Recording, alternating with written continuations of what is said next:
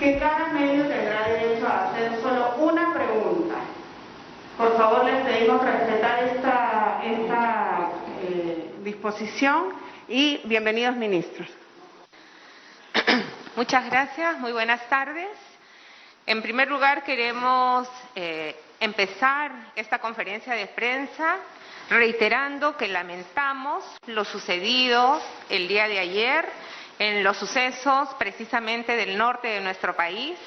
Lamentamos mucho la muerte de Canune Rodríguez, Reinaldo Reyes, Modesto Mondragón y, como lo hemos venido señalando, desde el gobierno del presidente Sagasti vamos a hacer todo lo necesario para identificar a los responsables y cumplir con nuestras obligaciones de sanción de acuerdo al marco normativo vigente. En segundo lugar, queremos compartir con ustedes que acabamos de culminar un Consejo de Ministros extraordinario precisamente para evaluar los sucesos de estos días, y en esta oportunidad ha participado en el Consejo de Ministros por invitación nuestra el gobernador regional de La Libertad, el señor Manuel Yempén. Y en esta reunión hemos adoptado 3 acuerdos fundamentales.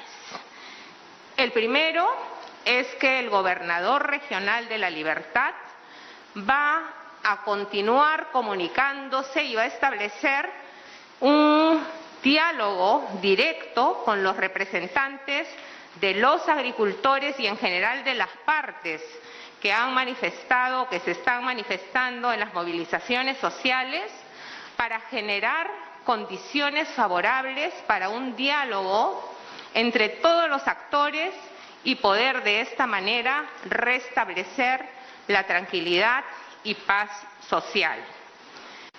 Inmediatamente que el gobernador regional tome contacto con estas personas, con estos representantes, uno de los primeros aspectos que queremos o que nos han planteado garantizar es precisamente el que se puedan establecer las condiciones necesarias para un diálogo. Es decir, que culmine el bloqueo de carreteras, para que en segundo lugar, y este es el segundo acuerdo, desde el Poder Ejecutivo enviemos a una comisión conformada por 3 ministros de Estado para instalar un primer espacio de diálogo y poder identificar una agenda compartida que trabajaremos con todos los actores que conocemos. En esta agenda, en este espacio de diálogo, se invitará a participar no solamente a los representantes de los trabajadores, quienes ya han tomado contacto, reitero, con el gobernador regional y también con nuestra Oficina de Gestión Social y Diálogo de la Presidencia del Consejo de Ministros, representantes de la CGTP, de La Libertad, de los agricultores, así como también de la Asociación de Exportadores de Chavimochic, representantes de la Iglesia, representantes de la Defensoría del Pueblo de La Libertad, de las mujeres del agro, entre otros, y en el caso del Ejecutivo, la comisión de alto nivel estará conformada por el ministro de Desarrollo Agrario, el ministro Federico Tenorio, el ministro de Trabajo y Promoción del Empleo, el señor Javier Palacios, y la ministra de Comercio Exterior y Turismo, la ministra Claudia Cornejo. En tercer lugar, establecida esta agenda de trabajo, en el más breve término se convocará a una sesión del Foro del Acuerdo Nacional, para lo cual ya el presidente de la República ha hecho las coordinaciones necesarias con el secretario técnico de esta instancia, el señor Max Hernández. El Foro del Acuerdo Nacional será el escenario para debatir en el más breve plazo una agenda con el objetivo de formular lineamientos para el fortalecimiento del sector agrario. Es un momento que consideramos fundamental de retomar el diálogo, de conversar sobre problemas críticos que afectan al agro y encontrar salidas compartidas. Me acompañan esta tarde el ministro de Economía y también el ministro del Interior. A continuación le cedo la palabra al señor Waldo Mendoza, ministro de Economía y Finanzas, para que pueda comentarles respecto de algunos otros puntos de esta conferencia de prensa.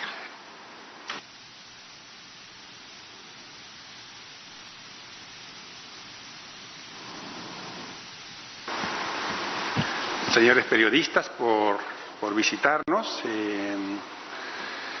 El Congreso de la República ha aprobado una ley que involucra a trabajadores, a empresarios y al gobierno, y el Ejecutivo debe promulgarlo. Es una ley que, como les decía, involucra a trabajadores, a empresarios y al Estado, y como era de esperarse, es una ley que no ha dejado satisfecho a todo el mundo. Advertíamos en declaraciones anteriores que si esta ley hubiera satisfecho plenamente el interés, por ejemplo, de los trabajadores, hubiera sido un problema, porque una elevación muy fuerte de los salarios, de 50%, como en algún momento se proponía, evidentemente iba a afectar la salud de las empresas. Los trabajadores hubieran festejado por muy poco tiempo y a la larga las empresas no hubieran sido sostenibles, a la larga no hubieran encontrado los trabajadores el trabajo esperado. Igualmente, si la ley hubiese satisfecho plenamente lo que exigían los empresarios, los trabajadores seguirían protestando con mucha más intensidad de lo que ahora lo están haciendo. Pues esta ley es imperfecta, no ha dejado satisfecho a todo el mundo. Sin embargo, creo que el trabajo que ha tenido el Congreso, en coordinación en parte con el Ejecutivo, ha permitido dar una ley imperfecta, pero que soluciona algunos problemas de corto plazo que luego deberán ser complementados con soluciones de largo plazo. Los trabajadores han conseguido, a través de esta ley, una elevación importante a los salarios, de alrededor de 30%, más o menos 279 soles por mes, que podría sonar una elevación muy pequeña, poco significativa, pero en verdad, cuando uno observa a todos los otros sectores, elevaciones de 10, 15, 20% en los salarios, son elevaciones que se consiguen en 10, 15 años. Entonces, una elevación súbita y rápida en los salarios de esta magnitud es una elevación importante. La ley ha conseguido también incorporar una propuesta que el Ministerio de Economía y Finanzas ha sostenido siempre. Las exoneraciones, el apoyo a las empresas, deben ser exoneraciones transitorias, no pueden ser permanentes. En ese sentido, la ley que se ha aprobado en el Congreso permite una gradualidad. El Gobierno entiende lo difícil que es este año, lo difícil que va a ser el 2021, por eso que esa disminución de los beneficios tributarios empezará a partir del año 2022 y a partir de 2028 las empresas del sector agroexportador pagarán, como el resto de las empresas, su 29.5%. El Gobierno también entiende que esta legislación muy probablemente perjudique a las empresas más pequeñas, menos productivas, menos rentables. Posiblemente el incremento salarial los golpee con mucha fuerza a estas empresas. Por eso que el Ejecutivo ha apoyado la propuesta de que los beneficios tributarios para las empresas más pequeñas se mantengan por más tiempo. Este pago de impuesto a la renta de 15% se va a mantener por 5 años para las empresas pequeñas y después irán elevándose gradualmente. En resumen, el Congreso ha aprobado una ley imperfecta y difícilmente podría ser perfecta porque involucraba a 3 sectores con intereses distintos. El Ejecutivo ha cedido, dando un apoyo tributario a las empresas más pequeñas. Las empresas, evidentemente, van a ser menos rentables. Los trabajadores han conseguido elevar sus salarios, posiblemente no en las magnitudes que esperaban, pero nos parece como gobierno que es una ley que puede ser el primer paso para un enfrentamiento más frontal, más comprensivo del tema agrario, que es un tema que este gobierno y los gobiernos que vienen deben resolver. Muchísimas gracias. Muchas gracias, ministro. A continuación tenemos la intervención del ministro del Interior, el doctor José Eliche.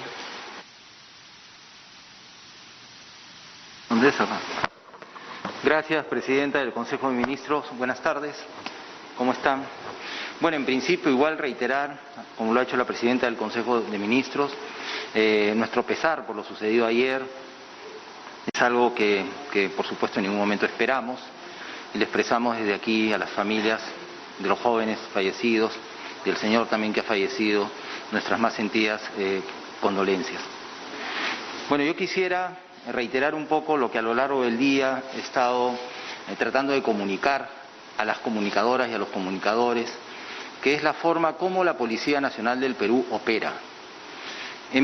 Durante los días que he estado a cargo del Ministerio del Interior, en diversas oportunidades, en ceremonias u ocasiones en que he tenido entrevistas, he tratado de explicar que la Policía Nacional del Perú es una organización profesional, muy bien organizada, que toma previsiones, que visualiza escenarios y que actúa según planes operativos bastante bien diseñados. La Policía Nacional del Perú, además de actuar dentro del marco de la Constitución y de su ley de la Policía Nacional del Perú, de organización y función, o ley de la Policía Nacional del Perú, también actúa según otras disposiciones o cuerpos normativos que tienen que ver, especialmente en este caso, con los niveles de uso de la fuerza, es decir, cuáles son los niveles permitidos de uso de la fuerza en diversas situaciones en que se encuentra o se puede encontrar la Policía Nacional en el cumplimiento de su misión. Hay un decreto legislativo que regula estas circunstancias, que además tiene un reglamento.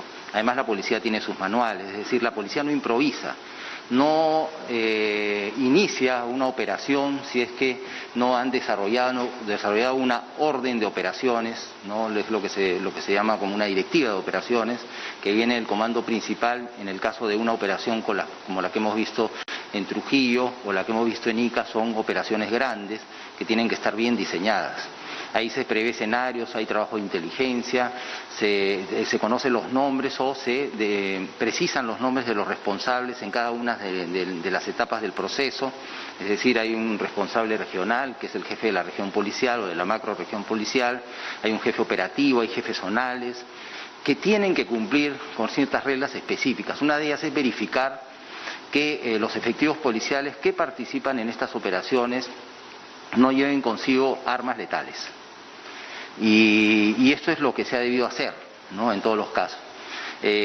Parece que esto no ha sido debidamente controlado, está en investigación, y alguien ha utilizado un arma letal que ustedes han visto, pero está en investigación igual. Bueno, ayer, por esa razón, se conformó un equipo especial de trabajo de inspectoría de la Policía Nacional del Perú que se trasladó a Trujillo y que está desarrollando una investigación profunda sobre este tema. Ya se ha decidido remover al jefe de la región policial de Trujillo, ¿no? Va a ser cambiado hoy mismo, y algunos otros oficiales que han estado encabezando las operaciones, que se van a definir justamente a propuesta de esta comisión que ha ido a hacer este trabajo de indagación sobre si cada quien ha cumplido con sus obligaciones en el desarrollo de la operación. En estos momentos, en La Libertad, que generalmente son 500 policías en total, hay 1083 policías, es decir, se ha reforzado el número de policías de diferentes especialidades en la región con la finalidad de recuperar el orden interno y sobre todo garantizar la seguridad no solamente de terceros, que es lo más importante, porque nadie en el ejercicio de su derecho de expresión o de protesta tiene por qué afectar los derechos de terceros, pero también la seguridad de quienes salen a protestar, de quienes ejercen su derecho de expresión, de todas y de todos. Esa es la misión de la Policía Nacional. Estamos muy preocupados por lo que hemos visto, por lo que ha sucedido. Creemos que no hay que satanizar a toda la Policía Nacional. La mayoría de sus miembros son personas que quieren hacer las cosas bien, son profesionales y técnicos de primer nivel, que tienen familias que también los esperan en sus casas y esperan que regresen sanos y salvos. Es decir, somos ciudadanas y ciudadanos que cumplimos funciones distintas en nuestra sociedad. Pero cuando se comete un error o cuando se mete un acto contra la ley, más aún si es un delito, pues hay que investigar y deslindar responsabilidades y eventualmente aplicar sanciones. Y eso es lo que se llama, lo que hemos venido diciendo, institucionalidad, respetar las competencias y las funciones de los órganos que tienen que cumplir esta misión, que es el caso del Ministerio Público, ¿no? Que inmediatamente han sido avisados, ahí hemos tenido una coordinación estrecha con la fiscal encargada de la zona y nos ha expresado toda su disposición para que el cuerpo de fiscales actúe rápidamente iniciando las investigaciones a que haya lugar. Entonces el mensaje es: hay mucho por hacer en el Ministerio del Interior, mucho por hacer en la Policía Nacional, ¿no? Hay problemas, me parece que alguna vez los hemos subestimado, no solamente en el caso de este gobierno, sino de los gobiernos también anteriores. Venimos arrastrando esta situación después de mucho tiempo. El mensaje es que finalmente esa transformación, porque los ministros, digamos, son pasajeros, esa transformación tiene que estar a cargo de la Policía Nacional, cuyos comandos son permanentes en ella y deberían, ya existen las bases para ello, está el Plan Mariano Santos 30, que lo estamos utilizando como base para el trabajo de la comisión que hemos constituido para el fortalecimiento y la modernización de la Policía Nacional, que es algo que les dejamos a ellos para que continúen adelante con este trabajo y por fin, digamos, avancen hacia niveles de fortalecimiento y modernización de la institución que permitan que el país tenga la Policía Nacional que merece. Muchas gracias. Muchas gracias, señores ministros. Damos paso entonces a las preguntas de los medios presentes. Empezamos con TV Perú, por favor. Ministros, ¿qué tal? Muy buenas tardes. Eric Guerrero, de TV Perú. Tanto a la ministra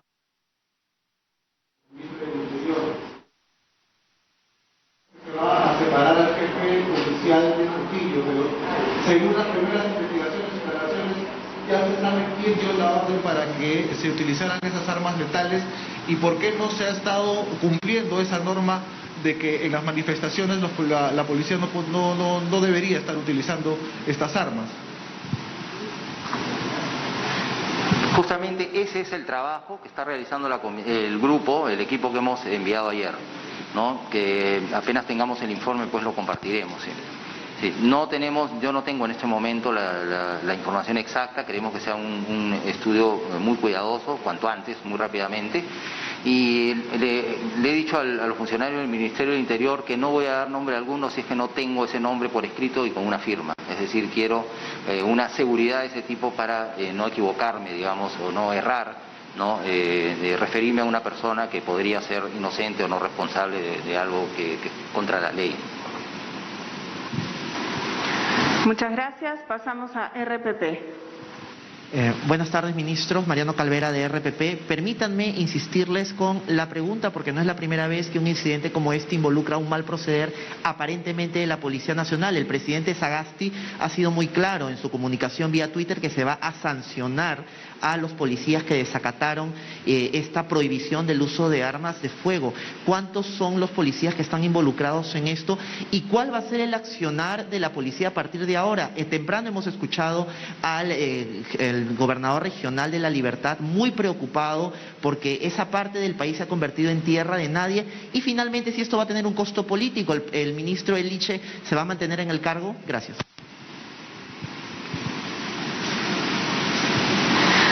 Bueno, gracias por la pregunta y solamente para reiterar una vez más que cualquier incidente con uso de armas no autorizadas no es una directiva ni ha sido una decisión de ninguna autoridad del Poder Ejecutivo. Por eso se están realizando las investigaciones que ha señalado el ministro del Interior y somos los primeros interesados en que se identifique claramente las responsabilidades y se individualicen. Esto como una afirmación que quiero que quede muy clara. En segundo lugar, el señor José Elliche, que es el ministro del Interior, desde el momento que ha asumido el cargo, lo ha hecho con gran responsabilidad y con gran sentido de querer impulsar cambios sustantivos que lamentablemente en un periodo tan corto como es el gobierno de transición no vamos a poder realizar, y lo hemos dicho desde el primer momento. Somos un gobierno de transición y de emergencia. Vamos a avanzar, sí, en una ruta para producir estos cambios. En consecuencia, mal haríamos ahora, en un contexto de crisis, en pensar en continuar dejando a nuestras instituciones sin un liderazgo como el de una persona profesional, democrática y comprometida con los valores democráticos como es el señor José Elliche. Respecto del no uso de los manuales, de repente. Sí, yo quisiera un poco enfatizar en lo que ha dicho la presidenta del Consejo de Ministros, que la policía no puede utilizar, está prohibida de utilizar armas letales en estas situaciones. Hay, sí, instrumentos que utiliza la policía. La policía básicamente en este tipo de intervenciones lo que tiene es unos chalecos, un casco, un escudo y una vara. Si las cosas se complican, puede utilizar, por ejemplo, gases irritantes y eventualmente varas de goma. Que si la policía puede usar armas letales en algún momento, la ley autoriza que utilice armas letales, pero eso sería en un extremo. Digamos que la policía sea atacada, ¿no?, con escopetas, con ametralladoras, con pistolas, con revólveres, ¿no?, o que sea cercada de modo tal que peligre la vida de los agentes policiales. En ese caso sí, podría estar autorizada a utilizar armas letales. Pero, ojo, la utilización de armas letales tiene que haber una orden inmediata del jefe de la zona, el jefe que está en el punto mismo de la intervención. Es decir, no es que el policía de manera discrecional utilice el arma, la toma y dispara. Todo esto está regulado, pero perfectamente regulado. Y estos son estándares internacionales, porque se habla, el otro día escuchaba que nuestra policía debe alcanzar estándares internacionales. Si ustedes revisan las intervenciones en este tipo de situaciones de la policía de otros países, de los países más desarrollados, van a ver que es casi exactamente lo mismo. Esos son estándares internacionales. Y esto está regulado por ley. La policía va utilizando una y otro tipo de instrumentos o armas según el grado de peligrosidad, el grado de complejidad de la intervención. Pero no puede decidir ningún policía, ¿no?, por su sola decisión, utilizar un arma de fuego o un arma letal. Muchas gracias, ministro. Vamos con América TV. Sí, ministros, buenas tardes. Quería incidir un poco en la parte operativa de la policía. Ya hemos escuchado a varios ministros que han manifestado que los agentes operan en base a un manual de funciones, un manual operativo en el terreno. Pero ¿qué es lo que está faltando en la preparación de la policía en todo caso? Porque es una situación que se repite. Y ya lo vimos en el mes de noviembre, justamente acá en Lima, ahora es en el interior del país. ¿Qué está faltando en la policía como parte de preparación para que ellos puedan cumplir bien sus manuales, pero después la realidad dice otra cosa, porque termina en heridos o en víctimas? Bueno, yo pienso que lo que se necesita son manuales más amigables y un intenso trabajo de capacitación. Ocurre en la policía, hay cursos, ¿no?, sobre derechos humanos, sobre gradación en el uso de armamento, etcétera, ¿no? Pero bueno, no siempre llegan a todos. Es decir, lo que acaba de suceder no puede ser imputado a toda la Policía Nacional, ¿no? La mayoría de policías hacen bien su trabajo, quieren hacer bien su trabajo, ¿no? Puede haber errores, por supuesto, hay que corregirlos, pero hay que intensificar el trabajo de capacitación en esta materia. Por ejemplo, vamos a tener en 1 o 2 meses un simulador que es una donación que va a permitir que la policía practique, digamos, diversas situaciones que tienen que ver con justamente los grados, ¿no?, de evolución para el uso de diferentes tipos de instrumentos o armamentos en cualquier situación en la que deba participar cumpliendo su misión. Muchas gracias. Es el turno de Latina. No voy a hacer pregunta. No voy a hacer pregunta. Exitosa. Sí, es directamente para la ministra. Ya y desde el Congreso ha llegado una citación, una moción para citarle a usted y al ministro del Interior frente a todo lo que ha sucedido. Recordemos que 2 muertes afectaron directamente el anterior gobierno de transición del señor Merino y lo obligaron a que renunciara. En este caso ya hay una situación en el Congreso. ¿Cuál va a ser la posición frente a lo que se pueda determinar en las próximas semanas respecto a este tema? Y abro precisamente a las 3 muertes. Bueno, el Congreso tiene la potestad de citar a los ministros y nosotros la obligación de concurrir a dar cuenta de los actos del Ejecutivo, de las situaciones que se han presentado, así que tan pronto recibamos la citación vamos a acudir y presentar, exponer los hechos que nos está demandando el Congreso. La información que está toda a la disposición del Ejecutivo, evidentemente, no solamente la ponemos a disposición del Congreso de la República, sino de toda la ciudadanía, y una forma de ir rindiendo cuentas de lo que va pasando y de las acciones que vamos adoptando también es esta comunicación que tenemos con ustedes, con la prensa. Así que apenas nos citen, nosotros concurriremos con el ministro para participar en esta sesión del Congreso. Muchas gracias. Damos entonces por concluida la conferencia de prensa de hoy. Conferencia de prensa encabezada por la presidenta del Consejo de Ministros, Violeta Bermúdez, acompañada del ministro de Economía, Waldo Mendoza, y también de José Eliche, ministro del Interior, quien permanece en el cargo y ha tenido el respaldo tanto de la presidenta del Consejo de Ministros como el presidente de la República. Retornamos con nuestra programación habitual en TV Perú.